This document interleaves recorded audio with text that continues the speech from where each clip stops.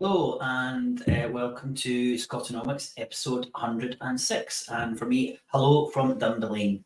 I moved across last week and this is our first Monday show from Dunblane. So different backdrop, different type of episode as well tonight. So welcome to everyone who's joined us this evening. The first thing I'd like to do is welcome my co-host, Kieran Van Sweden. Hello, Kieran, how are you doing?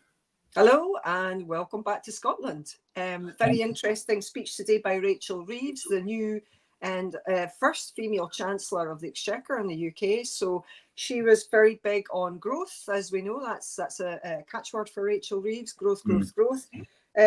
She was mainly talking a lot about the changing the planning. We've actually just had a new planning regime in Scotland as well, so that's quite interesting. Looking to Scotland perhaps for ideas. And yeah, that's quite interesting because they want to make sure that certain, for example, onshore wind farms can be built in the national interest, which is going to be, sort of counterintuitive with increasing subsidiarity. And that's also one of their aims as well, perhaps to give the mayors more powers. So how that's going to work, not quite sure. Okay, great. Okay, well, that's good. So, please, anyone who's seen that and has any comments, if you just drop them in the comments, and that would be great. We can maybe have a chat about that towards the end. I was far too busy trying to get everything sorted in the house today to watch that. I will catch up on it. Well, a little bit about tonight's episode. We were really lucky that we managed to get Daniela Gabor to join our Economics of the Real World panel session at Holyrood. I've got a little introduction, and then we've got about 10 minutes from Daniela Gabor, and I'm kind of putting some of our comments into context. So we've got round about 20-ish minutes for this episode, and then we'll have a few minutes to discuss at the end. It really is exceptionally important that everyone pays attention to some of the things, or all of the things really, that Daniela Gabor was saying. I think most of it relates to Scotland, and all of it certainly relates to the United Kingdom. We're really talking about who controls money and what you're able to do with that money. So it's a fascinating episode. Please do drop any thoughts and comments as we play it. And as always, please do like and share. I hope you enjoy this. 20 minutes. I'm expecting loads of comments and questions, and then we'll have a chat at the end. We'll see you in about 20 minutes. On the 21st of March 2024, Professor Daniela Gabor joined the Economics of the Real World panel hosted by Ivan McKee and SCOTONOMICS at Holyrood. Now, Daniela Gabor is Professor of Economics and Microfinance at UWE in Bristol. Now, due to technical difficulties, we could only hear from Daniela for 10 minutes, but what a great 10 minutes it was. Daniela covered several important topics, and we were delighted to have the opportunity to bring them to the attention of policymakers in Scotland. Several MSPs, Scotland's chief economists, and several invited guests from Civic Scotland were in the audience. My first question to Daniela was, why is it important to understand who creates private money? Here's what she had to say about that. Why is the question of who can create private money important? And to me, it's important because I'm sure you're all aware, and we're all aware if we just look a little bit around us, what is happening at the moment in terms of the historical juncture we're at. We have like these two parallel tensions or developments going on. One is it that political and policy elites in countries in the global north, from the US to the UK to European Union, have now come to an agreement that we need to do industrial policy again, that the state should be in the business of large-scale economic transformation, and I think Scotland is part of that trend. So that's one very significant departure from what we think are the neoliberal ideas of the past several decades.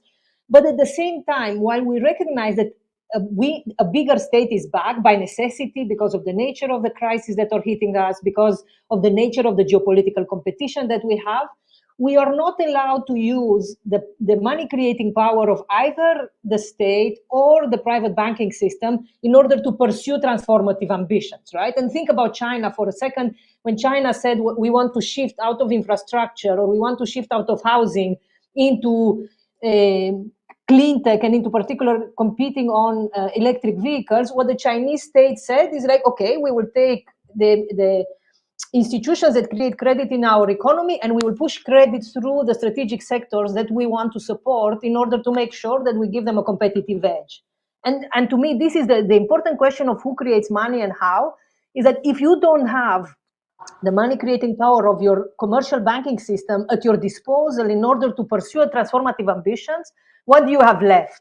And if you read, for example, Rachel Reeves' speech from 2 days ago, or if you listen to BlackRock, or if you listen to the Biden administration, what they will say, if you don't have the local banking system, what you have is shadow banks. And by shadow banks, I mean institutional cash pools, private equity companies, I mean asset managers, that are managing money on behalf of pension funds, and who come with this idea of a magic money tree. We think about MMT, modern money theory, as if you think it's the left response to how do you create, how do you generate financing for the kind of projects that you want to do through the state. From the shadow banking, we have like the finance-led magic money tree that says, all you need to do is to de-risk, is to mobilize private capital. And the story of mobilizing private capital, attracting private capital, sharing risks, increasing infrastructure investment, increasing investment in nature asset classes, which sometimes, or in carbon offsets, all these are, to me, a reflection of our political inability to basically take back control of the money creation powers of both the state through the relationship between the central bank and the treasury, and of the banking system, which we used to have and we used to deploy more effectively in the past than we do at the moment. Now, Professor Gabor cut to the chase. The state must have more control or involvement in creating money. It can spend that money into existence or direct commercial banks towards the right type of investment. Unless this happens, governments are forced to turn to shadow banks. Now, much of Daniela's research is on shadow banks, and as we will hear later, she believes there are serious, perhaps grave reasons to limit the involvement of these types of unregulated sources of finance in European countries. Now, Daniela wrote one of the most important opinion pieces during the 2024 general election campaign. Her article states, "The Labour Party has a plan for returning to power. It will get BlackRock to rebuild Britain." Check out the article. The link's in the comments below. But let's dig a little deeper into what Daniela says. First, let's look at the UK. Now, as we know, the UK is a currency issuing government and can create money by spending it into existence. The magic money tree, as Daniela refers to it. Now, this is actually a useful metaphor. The UK creates new money out of thin air when it spends. There is a magic money tree. Now, suppose the UK wants to finance, for example, the construction of a new energy company HQ in Aberdeen. It deposits X amount of money in the construction company's bank account. To do that, the government directs the resources it needs to build that HQ by issuing that money. It doesn't use taxes or borrow money to do this. It simply types the amount into bank accounts. In a nutshell, this is the magic money tree. It's the power of government money creation. Now, the UK government could also direct private funding to certain types of investment projects as the financial regulator. For example, it could demand that a higher percentage of loans must be made to community energy projects or social enterprises. I think these are the types of investments that Daniela supports.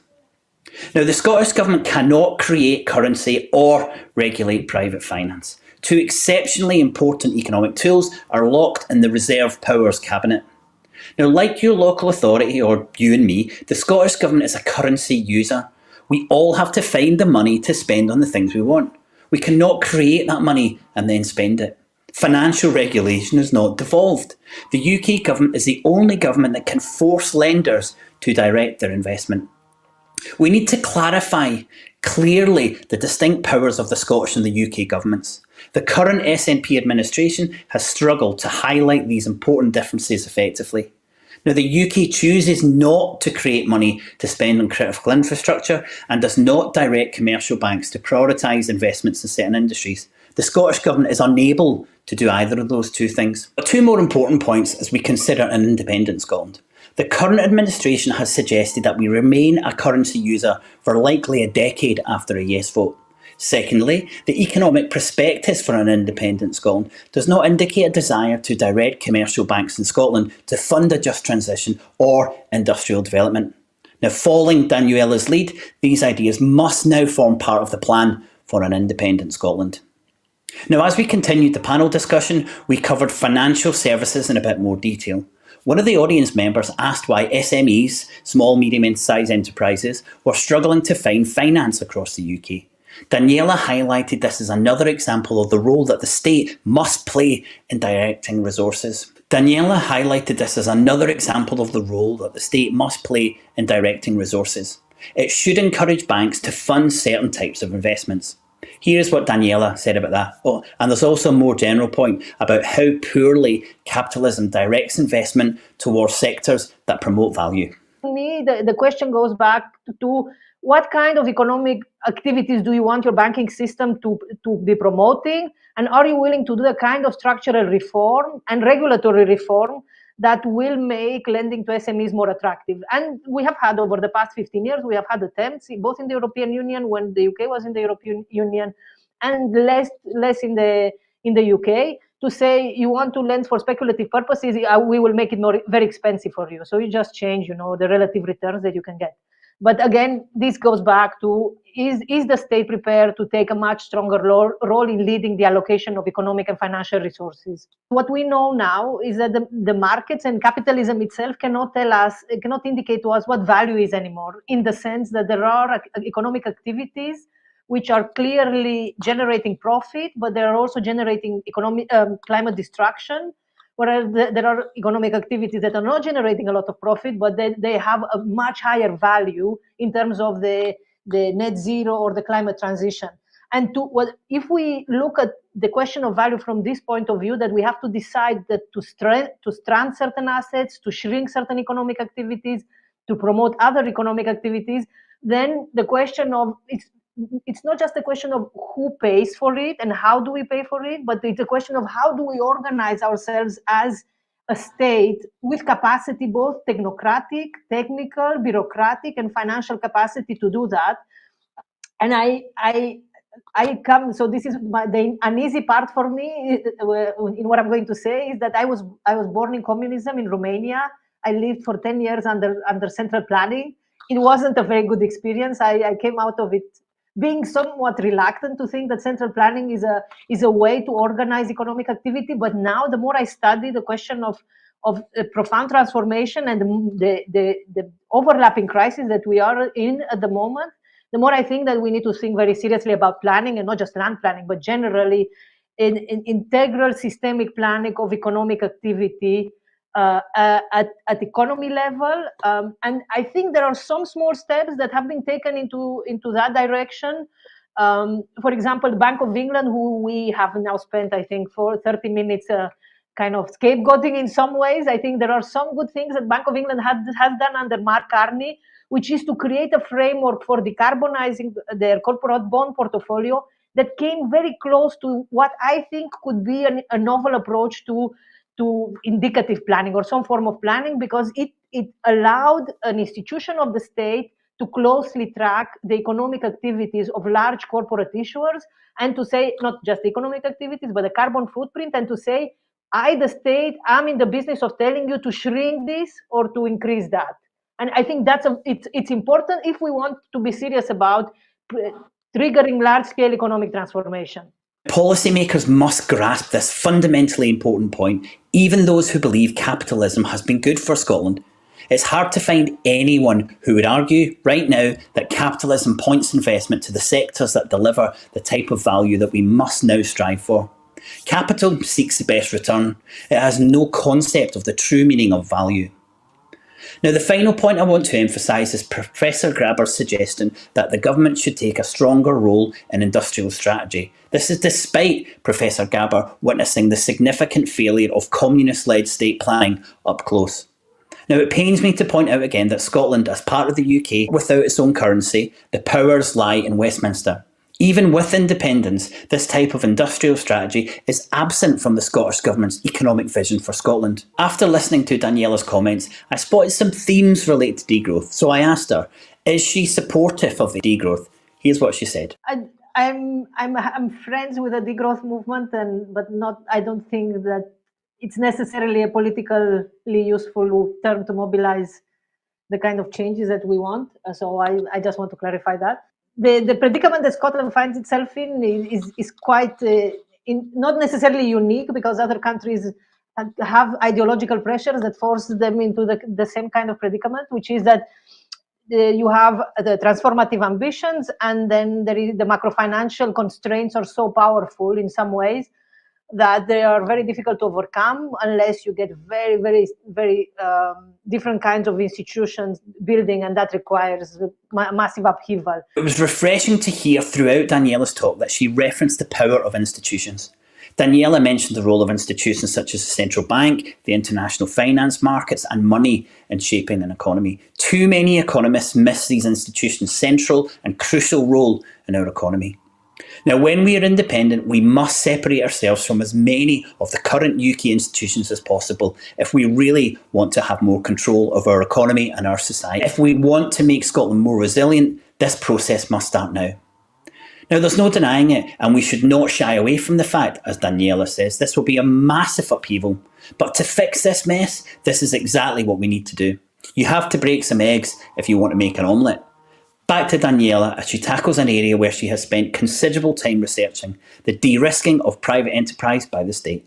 And I just want to say something about what I've been studying for the last 5 years, which is countries that find themselves in this particular predicament are very tempted to go down the route of what the big finance Wall Street describes as de-risking, which is to say, when we ask ourselves, how do we pay for things, or how do we pay for economic transformation, if we can't say with our fiscal resources, or with public investment, or with some closer coordination between the central bank and the treasury, then the answer is, well, why don't we create partnerships with the people who, or with the private capital that has the money?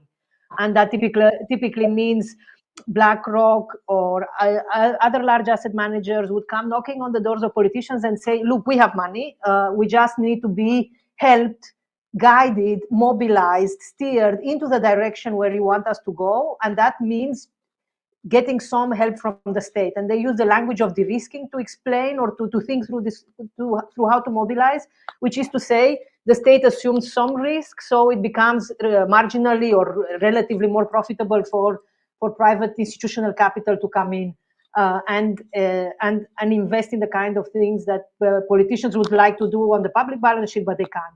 There is probably no better way to summarise the current Scottish Government's approach to financing our transition than a desire to de-risk private sector investment. This is termed as a partnership approach. This tries to suck in as much foreign direct investment as possible. More foreign investment is seen as a good thing. It's why there is no concern that a New York private equity firm now owns land purchased with public money via the Scottish Investment Bank. But that investment comes from owning assets and delivering a return. So in the long run, we lose currency and control of vital assets. Now, at the moment, I have sympathy for the Scottish Government. As we have already highlighted, the Scottish Government cannot create this much needed currency, as it's a currency user. So unless it wants to increase taxation in Scotland, it must attract foreign currency. This is the economic reality. However, I cannot understand why we will continue to rely on foreign capital when we are independent. Daniela's outline, I believe, emphasises the need for our own currency on day one of independence. Now, this would enable the Scottish Government to use public money to liberate and direct resources without relying on foreign capital. An independent Scotland must be ready and willing to use the fiscal space and the power available to independent nations by issuing its own currency on day one of independence. Now, Daniela finished her presentation with a warning about welcoming international capital from private equity and international asset managers. Now, I've made some important points for policymakers, but this is the one thing I want our MSPs in Hollywood to really pay attention to. Please listen to the stark warning from someone who grew up in an authoritarian regime in Europe. Of course, that means redirecting fiscal resources towards financial capital, whether it's not national or foreign owned. And to me, the danger with that is that it's not fast enough, and the justice and the distributional consequences of that are very serious. And with that comes a political backlash that we have already seen in the European Union and on a massive scale. And with that comes the kind of political authoritarianism that frightens me. This is a reality that other guests on our episodes have warned about, especially Clara Matthee. In her book, The Capital Order, How Economists Invented Austerity and Paved the Way to Fascism, she clearly connects the dots between fiscal retraction and right-wing regimes.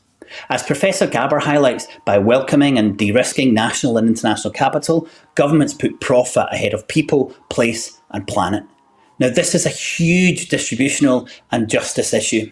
Daniela's opinion piece in The Guardian shows that just when we need to act with determination and direction, we have a UK Labour government that seeks to hand control over to international private capital. BlackRock will be building Britain, as Professor Gabor wrote. Labour government are so scared of increasing the public balance sheet by spending more government money that they will take an approach that will hamstring our policy responses to the poly crisis for the rest of the decade. In Scotland, our policymakers lack awareness that their strategy of welcoming foreign capital to fund our just transition is similarly doomed to fail. All it will do is increase inequality in Scotland and reduce the amount of wealth held in our communities. Now, unless the current administration listens to economists like Professor Gabor, they will continue to create a framework for an independent Scotland that lacks the ability for Scotland to self-organise and adapt. Now, as we highlighted in our introduction to a resilient economy, the Scottish Government must ensure that power is spread as widely and deeply as possible in Scotland. This is especially true regarding finance and the creation of money. We create a brittle system when we rely on one source of finance. We will only create a resilient, well-being economy if we prioritise justice and efficacy over the efficiency that neoclassical economists have as their only guiding principle. Now, the Scottish Government wants to create a resilient wellbeing economy. My concern is that their policy framework will ensure that this is out of reach, or even worse. Focusing on attracting private investment, retaining this subservient position as a currency user, and lacking the courage to direct private investment when we are independent could lead us to a very dark place. Now, the Scottish Government must listen to our concerns, as Professor Gabor has expressed so concisely. If the current administration is really ready to listen, we await their call. Now, if you wish to help us bring more of these issues to the attention of fellow Scots and policymakers in Holyrood, please share and comment on this video. You can also support us via our Patreon membership site and subscribe to our mailing list. The link's in the comments below. If you want to learn more about Professor Gabor's work on shedding light on shadow banking and de-risking the private sector, check out the links in the comments as well.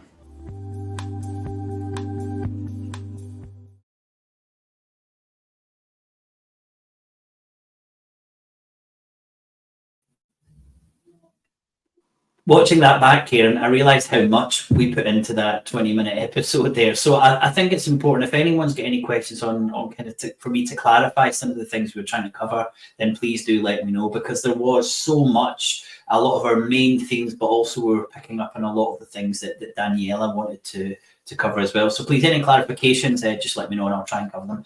What were your thoughts, Kieran? Yeah, well, as I discussed with you before the start of the show, you know, we really don't want to see Larry Fink being the new Laird and taking the first night with the bride. This is a fear that, you know, fundamentally, if too much control is handed over to the private sector, it's a reduction in our democracy. And, you know, with that article I wrote a wee while ago for the National, I'm trying to emphasise the concept that a currency is a community tool. It's a tool believed in by the community. It says on the tool, we promise to pay the bearer. Every single one of those tools is a debt to the government, but the government wants you to do something for it or the governing body in order to get that tool. And we agree to do that, and that's how our country runs, or the UK runs, or any country that is running a fiat currency. I think, you know, that because it's a community tool as well, I think this is why libertarians fear it and why they look towards Bitcoin, because they don't like that government control. But, you know, we can't function without governance of some sort, and that means there has to be a currency. So yeah, there's a lot to be worried about. What I really liked as well was Daniela talked about organising ourselves and that central planning as well. And there has to be some central planning. What's concerning me with the new Labour government is this fear of deficit spending that they have, and looking to the private sector for money, which they can create themselves.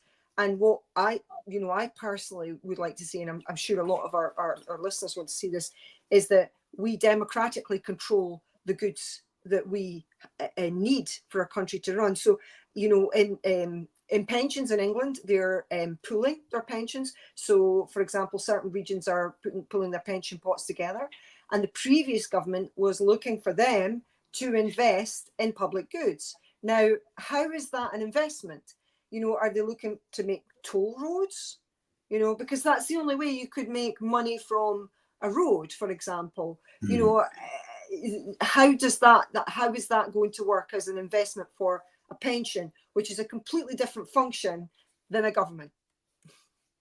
Yeah, no, I think those are really important points. I mean, and what the example I used at the start there, I think is really stark in that if the UK government wanted to fund a building in Aberdeen, it would just simply create the money, it would deposit in the reserve balance account, which would go to the bank account of the construction company. That's how the UK operates. If Scotland wants to do that, it has to find that currency, either coming through the block grant or the taxes that we collect, and then spend that money. And I think this is a really important point for our audience to understand. Scotland and the UK government are very, very different. But however, what's even more important is that when we become independent, the plan for the Scottish government is to still be in this situation where we have to find foreign currency, be that pounds or be that dollars. And the Scottish government has to realise that this is just complete madness when it can just create its own currency and spend that into the economy. It doesn't have to borrow, it doesn't have to pay an interest in that, it doesn't have to use taxes from it. And I'm sure there's deep misunderstanding of these differences, and that's what we're trying to get across. And I think Daniela was pointing out how important it was. And she was saying, I think a really important part of what she said was, this is what we used to do. Governments used to create more money. We used to say to private banks, no, don't put your finance towards that, put it towards that. And she's not talking about the central planning that used to go on in Eastern Europe. She's saying we need to do much more of what we were doing in the 50s, the 60s and the 70s. And I think we don't realise how far we've been removed from what seemed like a completely sensible, much more balanced approach to the economy. So there was so much that she covered there. I've got a few questions which I'll go through. I thought I'll bring up Jock Gibson first because he said climate change is a scam, which is absolutely not true, Jock. I don't know if that was a joke or not, but it's certainly something that we would not support in any way on the show, but I did want to highlight for our audience. There's Chris mentions around free ports, and I would say these are very similar issues, and I think free ports is certainly something that we can get behind. It's very concrete, it's clear who's taking the power in these particular areas across Scotland and the rest of the UK. There's been some issues in Fife where fourth ports are sectioning off areas of Fife that people used to be able to have public access to. So, you know, this is the new lairds taking control of their assets, and that's deeply concerning. Yeah, and you know, and that asset point, I think, is probably worth covering again. That when we're bringing in finance, this is very logical, and people understand this. If you want to attract money, you have to say to them, "You will get more money in return for what you bring in." And I think that a lot of our politicians are missing this because they believe that public money costs something. Can't really be any other reason for it. But we're bringing in this money, we're bringing in 100 billion, and we're saying to people, but you don't worry, you'll get 150 billion back. And not only will you get the revenues, but you'll actually own the asset. And that's what they're really interested in. And this is this learned helplessness. This is the government moving away from having things on its balance sheet and giving them to the private sector. So as we said, we can already see that, as you highlighted there in some of the free ports. A really interesting question from Charles. Is there a limit to the amount of currency that can be created for things like persistent and regular climate damage? No, not really. If that's the an mission, are the resources. Yeah, exactly. So, yeah. A very simple way. If you want someone to build a dam to help climate change, and those people don't exist that can do that, then there's no point in spending the currency. You don't have the resource to mobilize the result that you're looking for. So, interestingly, when Rachel Reeves spoke today, she wants more planning officers. Where are we going to find those planning officers? Do they exist? Are they unemployed? Or do they not exist? So it's a good aim. And, what it should result in is more money going to local councils to source those planning officers. But you might find that you're looking at 4-year degree before you're going to get more planning officers. And does that mean we have to then create those degree places? How is that going to happen? That resource doesn't just exist. It's not sitting on a shelf. Yeah, that's a really important point. It is, as you always bring us back to real resources, and it's not about the amount of money, it's about what resources you can bring online. And another question, which might be a final question, if no one's got any more to put into the comments, would UK government investment in Scotland be determined in a similar way to the Barnett formula?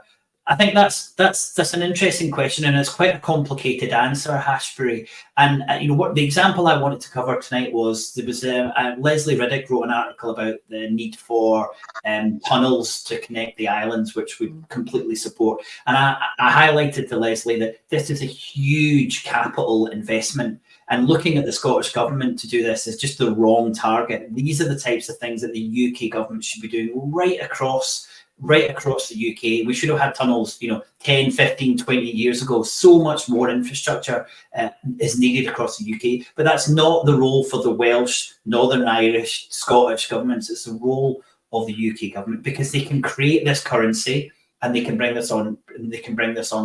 Targeting the Scottish government for these types of things, I think is the wrong way to go. I think we have to be much clearer about where these massive types of investment should come from. So that's a little bit on that. But the Barnett formula is that the money spent overall, a portion of it is given to Scotland. So it doesn't relate to what we would need to do. If Scotland needed these tunnels to connect the islands, it would be the UK government who would decide to spend that. I wouldn't hold your breath for that to happen, but I think it's really important that we really understand the difference between the currency issuer, the UK government, and the currency user, the Scottish government. I think that would help our political and our economic discourse so much. We would be in such a better position if we knew the differences. Would you agree, Kieran? Yeah, and also I guess that we have to constantly emphasize that a currency is not in and of itself a real resource, and it's really a tool to mobilize them. That's what it's for, and it can't mobilize all resources. So if you don't have enough foreign currency to buy something that you need from abroad, you might not be able to purchase that thing, unless of course you have an open swap line with the central banks in those currencies. So it's really we're often, when we talk about fiat currencies, people say to me, so you just print money and you can just, it's as if you're almost saying you can do anything. And you've got to quickly bring them back to reality and say, no, that's not what we're saying. But we're saying we can't, in reality, we can't run out of money, but we can run out of resources, and we can have a really bad balance of trade. And that's not a good thing. And getting people to understand those are the concerns, not the currency itself. Yeah. Okay. Great. Chris, I'm going to put this up, but I don't know enough of the information on free ports. My guess would be we can't. We don't have the authority to. Well, to do that. once you're a sovereign state, you can nationalise them if you want. Yeah. So the answer to that is independence, I think. James, we could create a currency simply by printing it. The trick is to create value. Foreign currency can be created by one day say they will use to swap your existing currency. You try and read that as quickly as I can. We have to collect the tax in the currency for it to have value. So the idea of printing a currency and expecting it to have value is an exceptionally difficult thing to do. The best way to do that is for the currency to be accepted as tax, and then that gives it the value, and it helps effectively fuel the economy. So that's where we need to be. The government does that by creating the laws. So, for example, if you follow another tax expert, Dan Needle, I think, he will explain that you cannot get away with not paying tax. The penalties for that are very serious, because that's the fundamental reason that a country can function. People have to pay their taxes. So some more than others, of course, we realise. Yeah. So absolutely. So James, that's the fundamental point that that we believe in MMT, is that it's the taxation that gives the currency its value. I'll put a link to an article I wrote about how the British Empire used currency when they invaded another country and how they used it. And you might know the story of the hut tax. It was basically use our currency, give some of that currency back in a tax, or we burn down your hut. That was exceptionally effective because that was ensuring that people needed the currency. And once that you've got a need for the currency, then there's a value behind that currency. Charles, a really good question. Were you satisfied your MSP audience were aware of the monetary restraints they were operating under? A very clear answer to that, Charles, is no. I think the understanding within Holyrood is threadbare. And I think if we did any kind of poll that tried to find out the difference between a currency issuer and what you're able to do and a currency user, I think we'd really be, well, we wouldn't be surprised to find that level of understanding was really low. Kieran, what's your thoughts? I'd also like to know what anyone thinks about that as well. I think it varies. That's my impression. I think it varies. Another point that I wanted to bring up related to what we were talking about as well is that concept of mortgages being a much easier investment. I think this is a real problem for the UK that started with Thatcherism and that freeing up of the banks being able to give mortgages instead of the building societies. So over the years, people have imagined that wealth is owning your own home. But of course, that's put huge restraints on people being able to move around the country in the way that they did when more people lived in social housing, and you could flit between those social housing units. So, for example, my parents moved to Chester so that my dad could work in a steelworks in Chester, and then moved to Aberdeen when the jobs came up there. Now, I think for a lot of people now with their owning homes, they become a bit of a burden in that respect, because then you have to either rent it out or sell it. And these things are much more complicated than just moving house. You've got to do a lot of other things as well as move house. So I think that has put a lot of restrictions on creating real wealth for a country, not the imaginary wealth of owning your home on a bit of land in the country that you live in. That's not real wealth, not really. Yeah. I think that's a huge issue, and the story of why so many people have got mortgages now is something I plan to cover in a bit more detail in either an article or part of a book that I'm working on next year. So thanks so much for raising that, Kieran.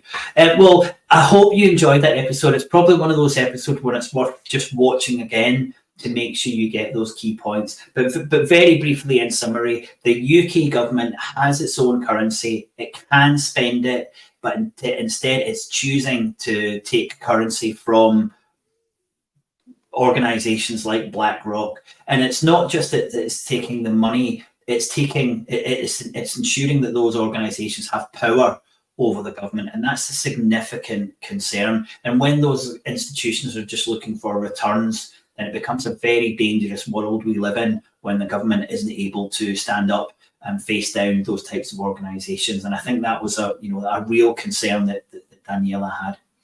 Well, thanks very much, everyone, for joining us. Next week, we have an interview with the Development Trust Scotland, which Kieran and I are going to do on Wednesday in Edinburgh.